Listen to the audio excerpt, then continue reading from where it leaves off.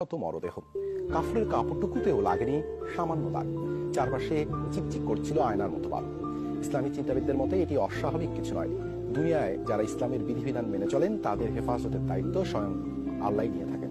গ্যাসের সঞ্চালন লাইনের জন্য বৃহস্পতিবার কয়েকটি কবর স্থানান্তরের উদ্যোগ নেন স্বজনরা। দুদিনে 4টি কবর স্থানান্তর করা হয়। তবে অন্য আরেকটি কবর খুঁড়তেই ঘটে আশ্চর্যজনক ঘটনা। দেখা গেল অক্ষত অবস্থায় ধবধবে সাদা কাপড়ে মোড়ানো আছে লাশ। 2010 সালে সেখানে দাফন করা হয়েছিল মরহুম আব্দুস সামাদকে। খুঁড়ি তত্ত্বে দেখি এত পরিষ্কার, একেবারে নুকুর হাত দেখা যায়, পা দেখা যায়, যেভাবে সবাই রাখছি ওইভাবে।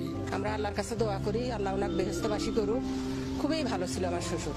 ওই হজের কাপড় দিয়ে আমি রাখছি, আলহামদুলিল্লাহ কাপড়ও কোনো ক্ষতি হয় নাই। আমার বাবা যেমনি লাশ কেবলামুখী ওইভাবেই ছিল।